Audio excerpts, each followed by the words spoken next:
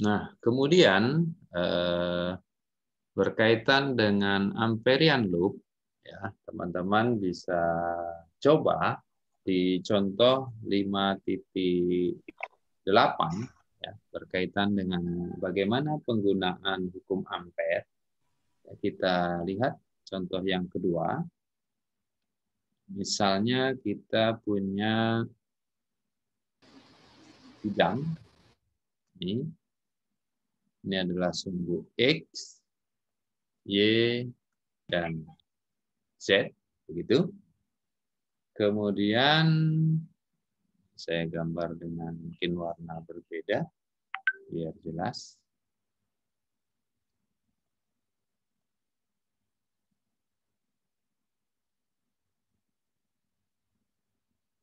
Ya, merah ini adalah bidang. Ya. Ini adalah satu lembaran begitu ya, lembaran arus, sheet of current. Sheet of current. Nah, tentu kalau berupa bidang, kita kenal ada yang namanya rapat arusnya adalah K. Pada pertemuan yang lalu kita bahas. Nah, bagaimana kita membuat, ya, kalau ada bidang dan termuati oleh arus, ya, bagaimana kita membuat bidang amperiannya? Kunci dari amperian loop ini tadi ya sudah saya jelaskan bahwa dia harus bisa melingkupi arus tersebut. Nah, karena dia dalam bidang, nah ambil bidangnya pada ini aja ya. Tentu di bawahnya ada juga ya. Ini kita asumsikan arusnya ada di bidang ini. Nah, sepanjang L. Gitu ya. Maka dari sini ini kita sebut dengan amperian loop-nya. Sebut amperian loop. Amperian loop. Kemudian tentu kita harus menggunakan hukum ampere, yaitu integral tertutup B dot dl sama dengan mu 0 I enclosed. Nah, ini kuncinya. Nah, karena dia berada pada bidang XY, ya, pada bidang XY, tentu kita harus mengintegralkan ya. Integralnya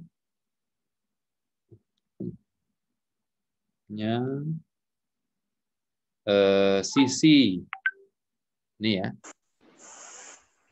Arusnya berada pada bidang XY, tetapi amperiannya yang kita buat itu adalah pada bidang YZ ya, YZ ya, ini Y-nya ke sini. Amperian ini berada pada bidang YZ. Otomatis ada bagian bawah yang putus-putus, kemudian ada bagian atas. Ya. Sehingga sebenarnya ketika kita cari yang atas saja, itu nantinya akan memperoleh integral B-nya konstan ya, tertutup DL. Ya. Nih. Ini sisi yang atas. Itu akan sama dengan mu 0 I enclosed. Ya. Karena ada sisi atas dan sisi bawah, berarti dikali 2. 2B dikali integral DL. Ya, karena dia luasnya L, beda dengan ini ya. Ini menjadi keliling lingkaran. Kalau ini apa namanya? Garis saja. Ya, menjadi L saja gitu ya. 2L yang sama dengan mu 0. Nah, sekarang arus yang dilingkupinya mana? Arusnya adalah rapat ini, ya, yaitu K dikali dengan panjang dari itunya sendiri. Ya, sehingga kita peroleh dalam kasus ini, ya, B-nya ini akan sama dengan mu 0 per 2 K. Ya, mu 0 per 2 K. Ya, ini besarnya ya. Nah, sekarang arahnya kemana? Nah, kalau kita bicara arah, sebenarnya dari gambar ini nampak ada sisi bagian atas dan sisi bagian bawah. Ya, nih. Garisnya kan sepanjang sumbu X ini saja L-nya. Ya, maka karena dia sepanjang sumbu X, maka nilai B-nya itu akan sama dengan, ada dua nilai ya, ada dua nilai, positif ya, mu 0 per 2 K untuk Y positif, ya, kemudian negatif mu 0 per 2 K untuk yang negatif. Ya, nilainya ada dua.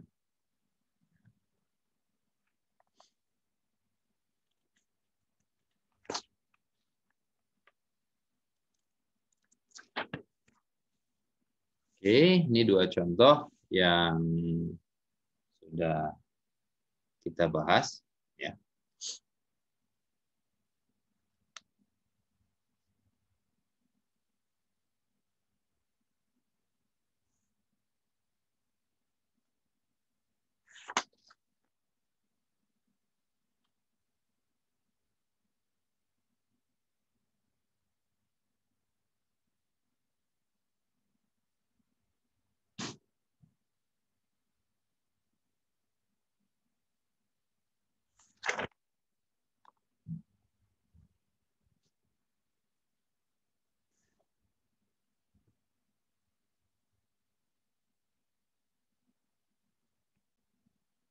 Kalau misalnya, ya, misalnya adalah ketika kita berbicara pada satu solenoid,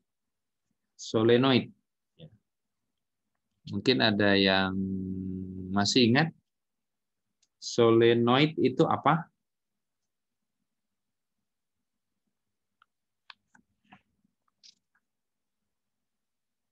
Solenoid adalah benda yang terdiri dari lilitan, bukan?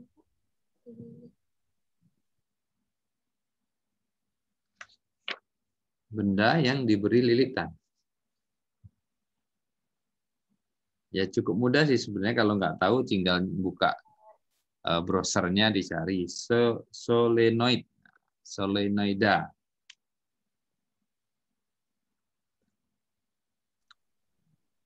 Solenoida. Ya, sekarang bagaimana kita bisa menentukan besarnya medan magnetik? Ya, ini pertanyaannya. Medan magnetik pada sebuah solenoid panjang, ya, yang tentunya kalau kita bicara solenoid itu bendanya berbentuk tabung, kemudian diberi lilitan, ya, lilitan kawat begitu. Kalau bendanya bisa di browsing sih ya. Coba saya browsingkan.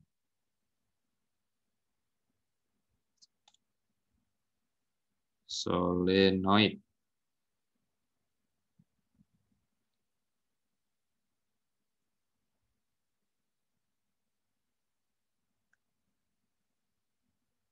Ya, nih bentuk-bentuk solenoid ya, Anda bisa lihat.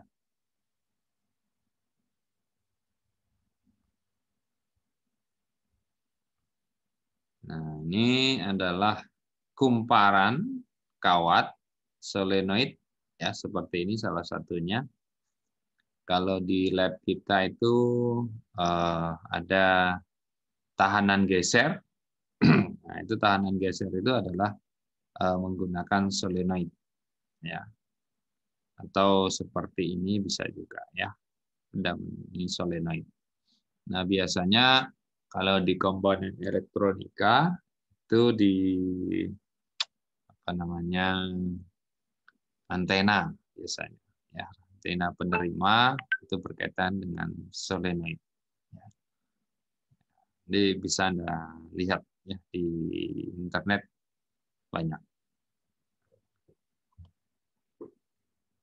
Berkaitan dengan solenoid. Solenoid. Solenoida bahasa Indonesia. Ya. Itu adalah bagaimana kita menentukan medannya, medan magnet tentunya ya. Misalnya solenoidnya berbentuk seperti ini. Kemudian akan dialiri oleh arus.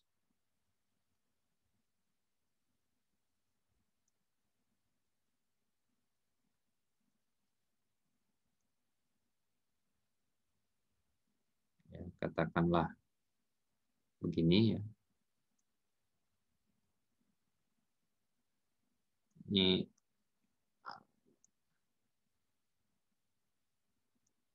ada arus yang mengalir keluar. Kemudian solenoid ini juga berjejari R.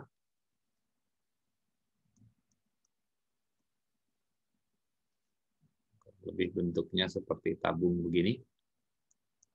Boleh digambarkan. Ini ada arus yang mengalir melalui kawatnya. Sebesar I. Nah, pertama tentu yang harus kita perhatikan adalah arah B-nya bagaimana kita menentukan. Ya, kan itu. Kalau kawat mah menggunakan aturan kaidah tangan kanan udah jelas ya. Yaitu misalnya kalau apa namanya arusnya jempol, berarti medannya anunya ya, medannya jari-jari yang lain. Ya, sekarang bagaimana dengan ini gitu ya? Untuk bisa menyelesaikannya, tentu yang pertama Anda harus tahu dulu kemana arah B-nya. Itu yang pertama. Yang kedua, ya,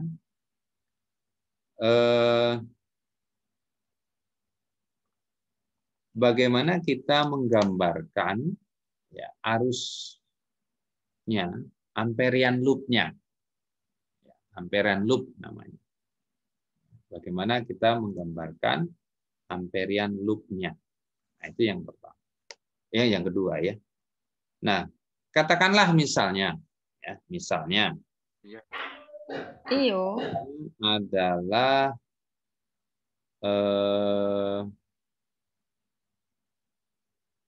B-nya itu tentu berubahnya searah dengan arah radialnya ya. Nah, ini kan berjejari, bendanya silinder. Berarti paling mudah B-nya itu kita definisikan perubahannya searah dengan arah perubahan jari-jarinya. Bisa di dalam, bisa di luar. Ya, mudah-mudahan bisa memahami maksud saya. Ya, bisa di dalam karena R-nya kan di sini ya. Bisa saja nanti di luar sini B-nya. Artinya B-nya bisa ada di dalam, entah di mana tempatnya, bisa juga di luar sini. Nah, sehingga kita sebutlah katakanlah B-nya itu sebagai fungsi dari S. Ya, radialnya S dari titik pusat entah kemana. Keluar tentunya ya. Ini sebagai medan B. Ya, katakanlah seperti. Dan nilainya adalah positif.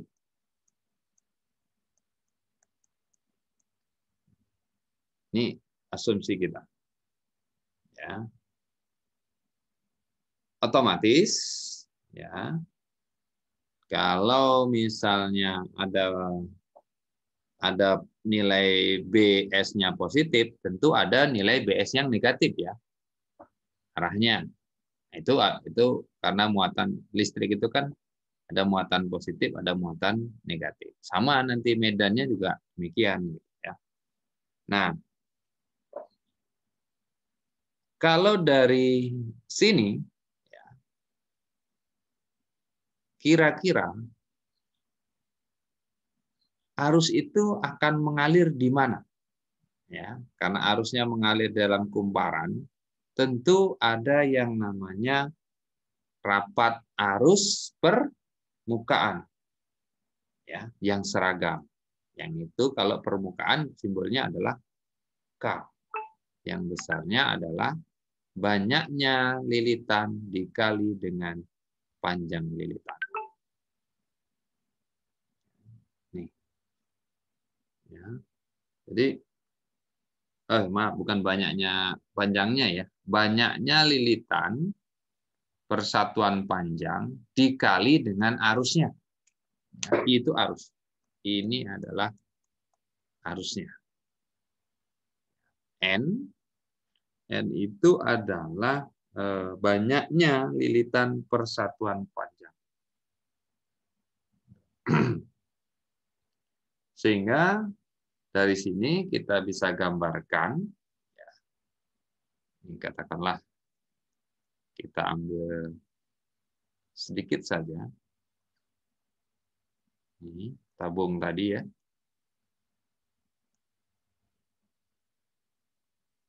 Nih. Maka di tabung ini akan mengalir K. Rapat arus permukaan. Nah, oke, sekarang dengan menggunakan tabung yang sudah kita gambarkan ini, yang ini, ya, kita sederhanakan permasalahannya menjadi ya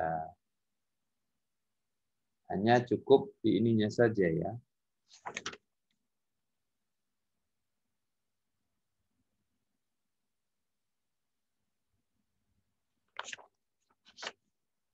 Berarti kan kita tinggal membuat bidang loop-nya tadi. Ya. Amperian loop-nya. Saya gambar ulang di sini.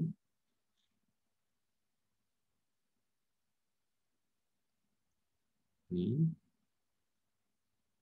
Oke. Ya, kurang ini ya, kurang bagus gambarnya.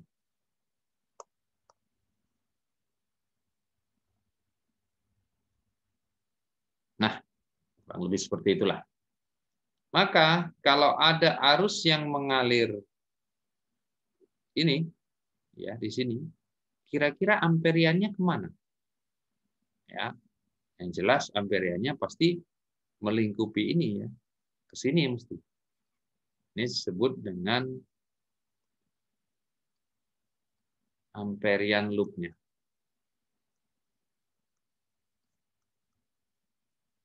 Nggak mungkin ke atas. Nggak mungkin dia ke atas. Tapi dia pasti searah dengan arah radial. Ya. Nah, tetapi pada komponen tutup atas ataupun bawah, ini kan ada nilainya. Yang atas ini dan bawah ini ada nilainya. Tetapi saling meniadakan. Sehingga tinggallah komponen yang arah radial saja.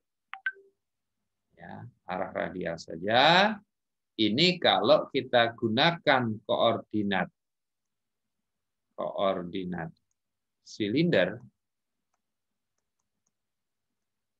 ya, koordinat silinder, maka ya, tentu kita akan mendapatkan integral B dot dl itu sebagai mu0 IENC. Ingat, ini adalah hukum ampernya yang akan kita gunakan. Otomatis perubahan loop-nya medan loopnya itu kalau kita gunakan hukum koordinat silinder, yaitu RC Z, ya, silinder kan itu ya koordinatnya RC dan Z. R theta bukan, Pak? Ya boleh lah, theta boleh. Kita konsekuen dengan buku ini aja. C itu yang penting sudut keduanya sudut gitu. Sehingga maka perubahan B-nya ini juga adalah hanya pada arah perubahan sudut. Ya. Sehingga ini akan menjadi BC dikali dengan bidang ininya, bidang ininya, L-nya, ya, integral tertutup DL ini akan sama dengan mu 0. Arus totalnya berapa? Di luar ini. Di luar ini. Kan arusnya hanya ada di dalam di kulitnya. Kalau kita buat sejauh R ini, adakah arusnya di sini? Nggak ada. Dikali dengan 0. Ya. Maka semua ini kalau kita kerjakan, BC ini hasilnya adalah keliling lingkaran, jadinya 2 PS sama dengan 0. Maka B komponen C itu 0. Nah, di sana.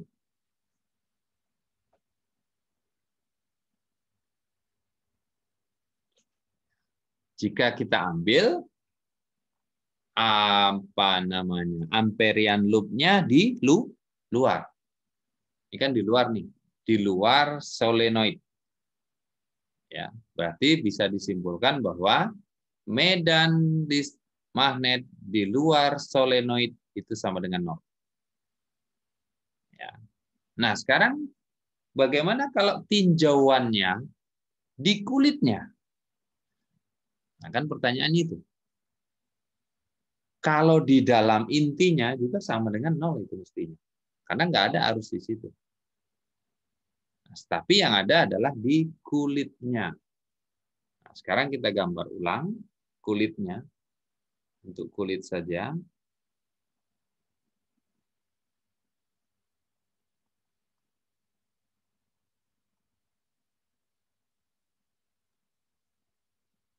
Nih ya. Ini ada kawat kurang lebih begini. Nah, sekarang bagaimana kita menggambarkan bidang amperiannya? Otomatis harus membelah ini ya. Membelah ini. Oke, ini sisi luarnya, ini saya gambar sisi dalamnya putus-putus. Nah, kalau ini kan berarti masuk dia. Nih. Ya, masuk. Oke.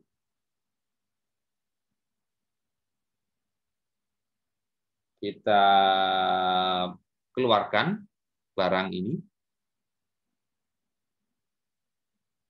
Ini dikeluarkan barangnya ya. Oke. Maka sisi ini itu akan berjarak A, katakanlah simbolisasinya dari pusatnya. Kemudian sisi yang ini akan berjarak katakanlah B dari pusat silinder. Ya, ini barangnya yang sama ya. Ini dikeluarkan aja lah gitu, biar mudah.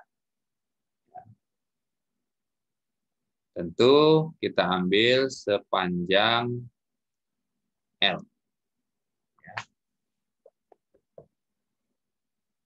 Nih.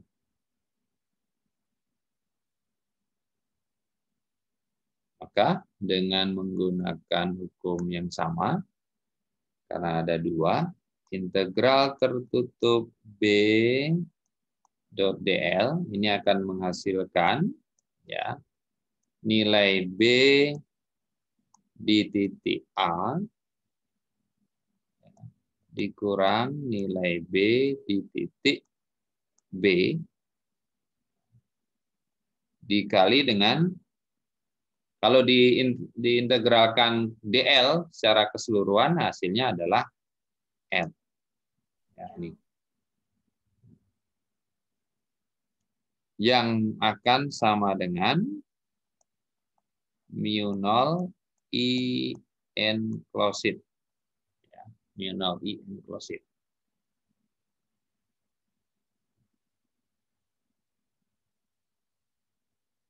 Oke. Dan ternyata untuk bidang ini, bidang A dan B, juga I-nya tidak ada yang dilingkupi.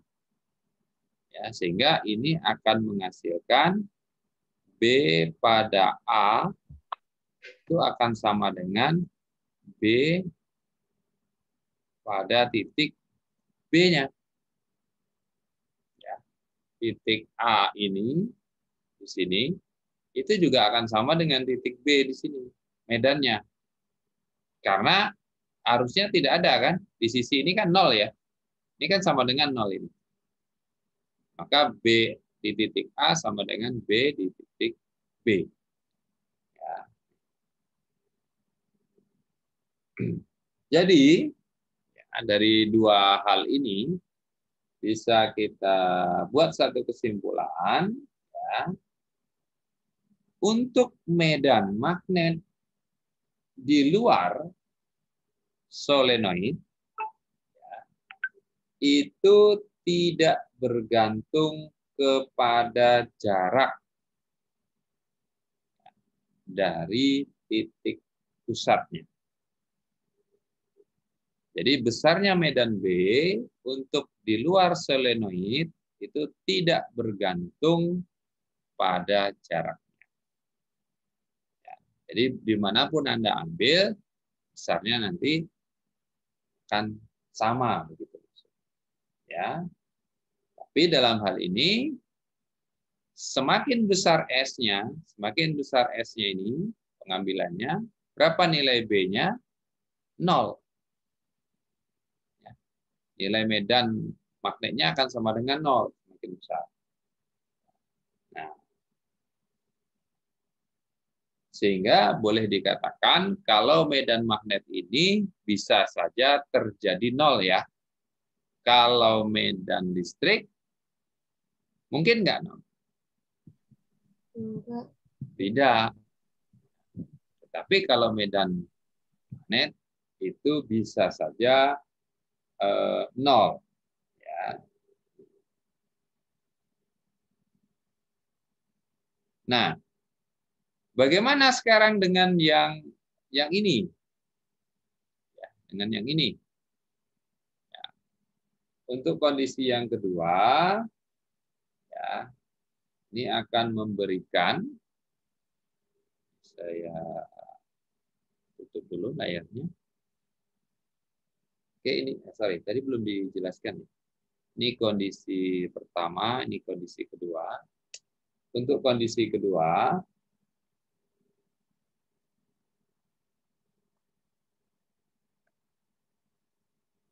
integral tertutup B dot dl ini akan sama dengan apa tadi? BL ya.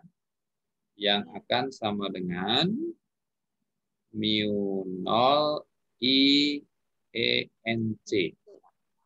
Ya, saya yakin Anda pasti tahu ya. Ini L-nya dari mana? Ya, kalau diintegralkan seluruh panjangnya ini ya L gitu ya. Sekarang yang menjadi permasalahan I enclosed-nya berapa?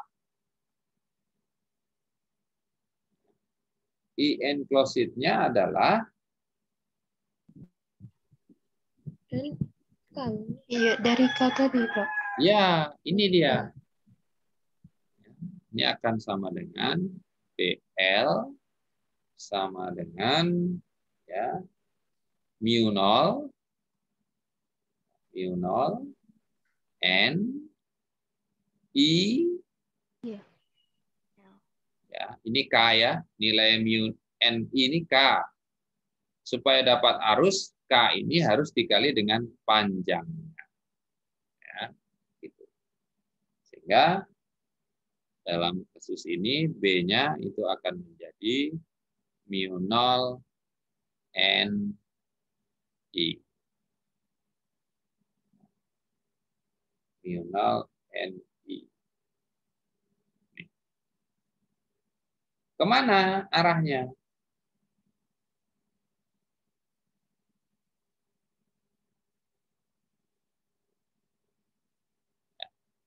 Arah radial tadi 0, arah psi-nya 0, berarti ini bisa diduga arah sumbu Z. Arah sumbu. Ya, sehingga bisa dibuat satu kesimpulan untuk B solenoid itu akan ada dua nilai. Yang pertama adalah mu 0 Ni dan sama dengan 0. Ini ya di dalam inside solenoid, ini di outside. Ya, ini kalau kita bicara yang namanya solenoid. Solenoid. Jadi hampir sama juga ya. Hampir sama juga ketika kita bicara yang namanya hukum Gauss sebenarnya.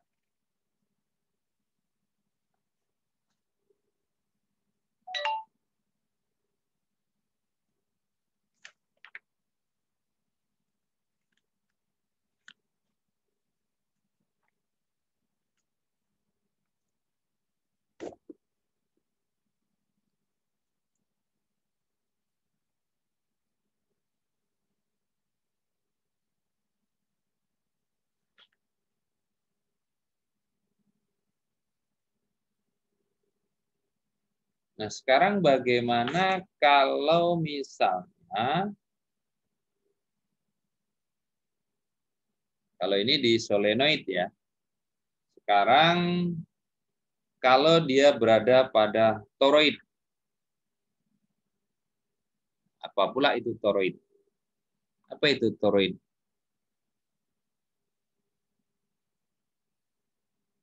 Toroida itu adalah selenoida yang dilingkarkan. Itu bedanya. Kalau solenoid itu lurus. Sekarang kalau toroid itu dilingkarkan. Ya.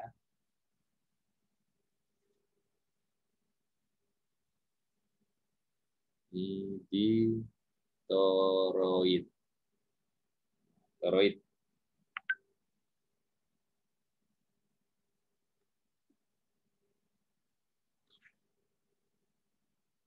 Bentuknya kurang lebih seperti ini. Ya, kayak donat. Kemudian dikasih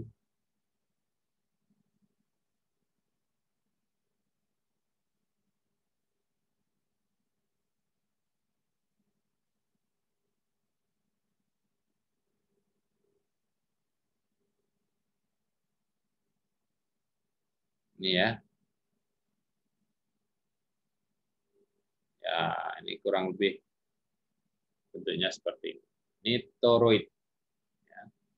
Ini ada arus keluar. Ini ada arus masuk.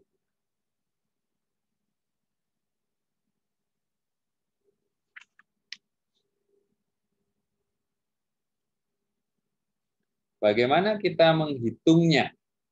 Nah, itu kan pertanyaannya begitu. Bagaimana kita bisa menghitung berapa besarnya B ya, di dalam toroida ini? Di dalam toroida ini. Sebenarnya tidak jauh berbeda ya, teman. Tidak jauh berbeda dengan perhitungan solenoida. Tetap kita bisa mengaplikasikan hukum Ampere. Jika misalkan ya, tadi belum saya kenalkan ya, ada N kecil, ada N besar. Tapi saya yakin kalau di N kecil tadi adalah banyaknya lilitan persatuan panjang. Ya. Kalau N besar ini hanya menyatakan banyaknya. Ini di fisika dasar sudah banyaknya lilitan. Itu N besar. Oke.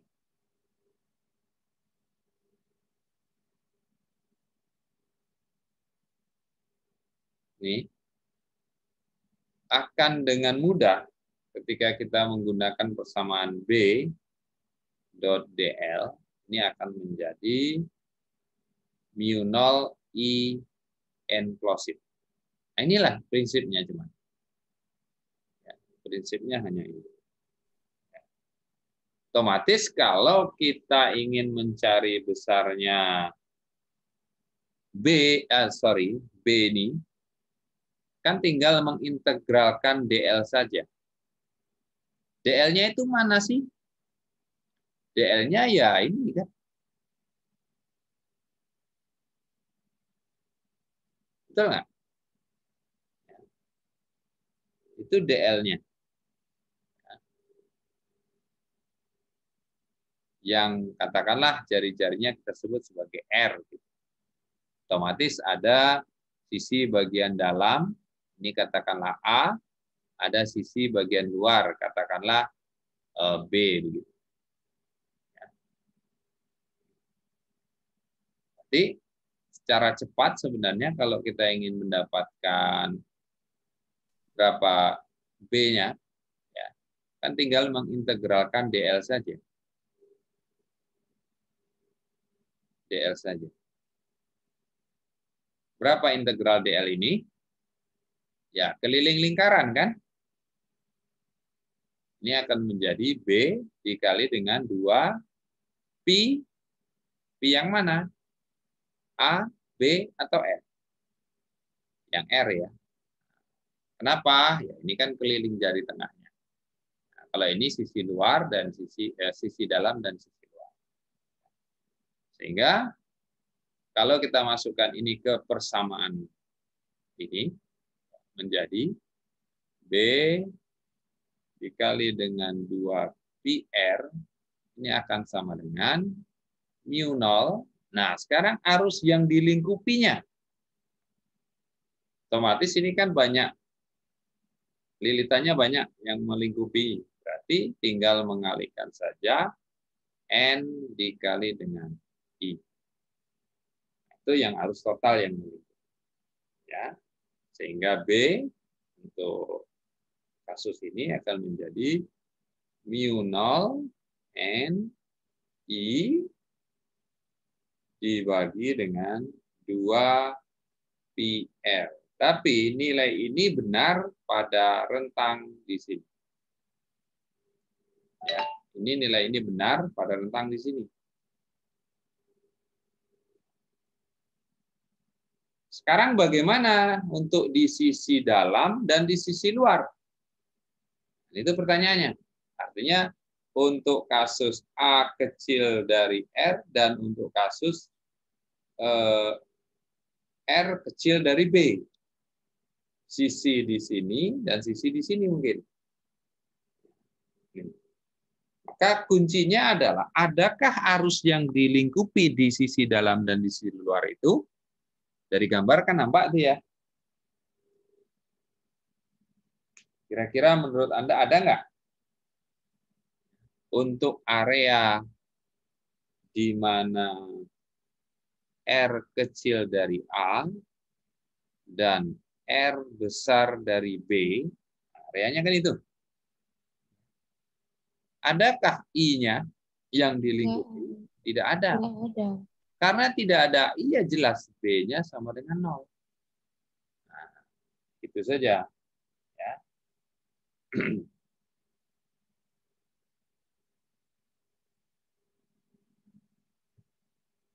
Oke, itu ya. Sehingga untuk area di luarnya atau di bagian inti toroida ini, B-nya akan sama dengan 0.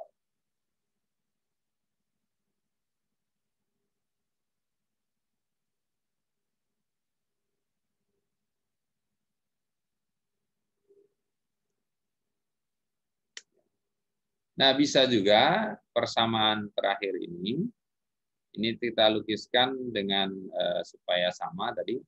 Jika N ini kita lukiskan sebagai lilitan perpanjang satuan, ya ingat, ini bedanya kalau N kecil ini adalah lilitan persatuan panjang, ya, persatuan panjang, sehingga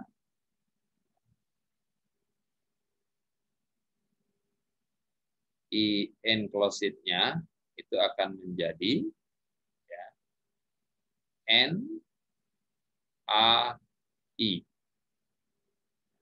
N A itu adalah luasnya. Ya, ini akan menjadi B sama dengan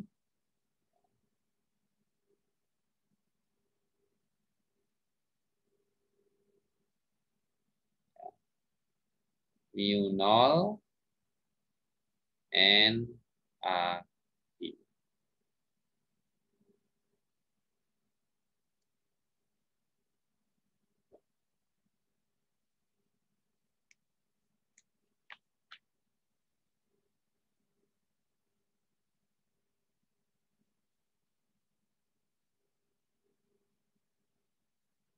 Oke. Nah, ternyata ya, hukum Ampere ini punya batasan. Ya. Batasan-batasan sehingga tidak semuanya persoalan bisa diselesaikan dengan hukum Ampere. Ya. Batasan-batasan hukum Ampere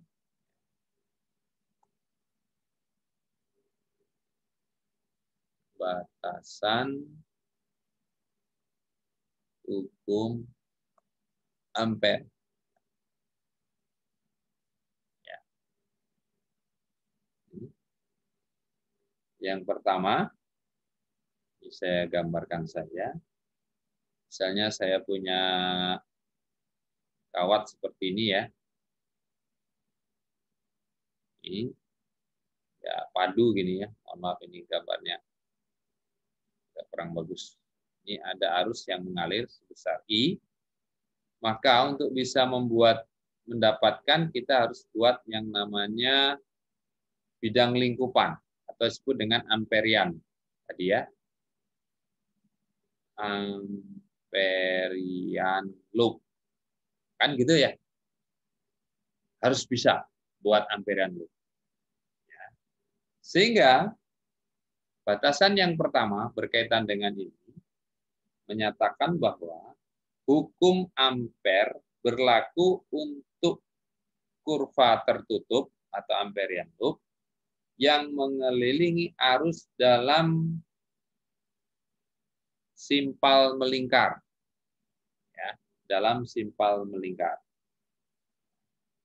Tetapi hukum Ampere ini tidak bermanfaat untuk mencari B karena B tidak konstan sepanjang kurva dan juga tidak menyinggung kurva tersebut.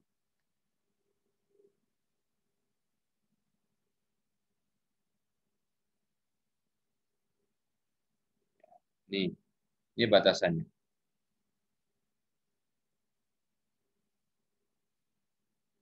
Jadi yang bisa diperoleh dengan amperian loop ini nilai B-nya harus konstan. Padahal nilai B itu tidak konstan sepanjang kurva.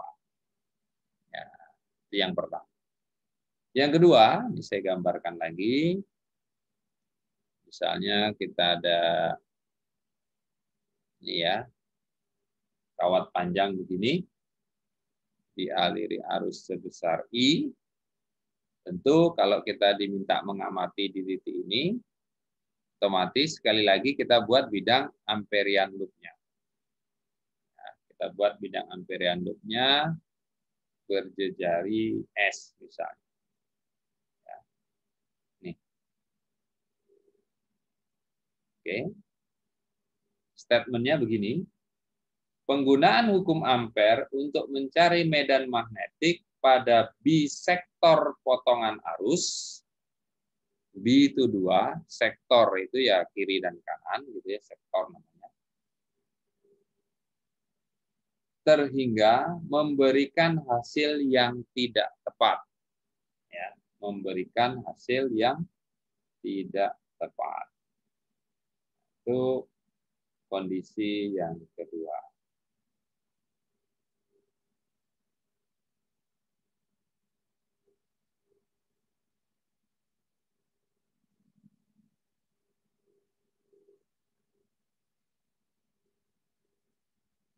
Demikian batasan, nanti untuk lebih jelasnya Anda bisa baca bukunya. Ya. Nah, artinya penggunaan hukum ampere ini memiliki batasan-batasan yang memang harus dicermati. Ya. Saya pikir demikian untuk pertemuan kita hari ini. Jika ada hal yang mungkin ditanyakan, teman-teman bisa membaca untuk pertemuan terakhir kita sebelum Lebaran, itu di hari Selasa, itu adalah halaman 234. Ya, halaman 234, topiknya tentang magnetic vektor potensial. Ya, magnetic vektor potensial. Saya kira demikian untuk pertemuan kita hari ini.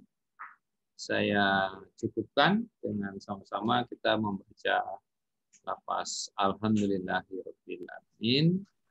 Billahi taufiq wal hidayah. Assalamualaikum warahmatullahi wabarakatuh.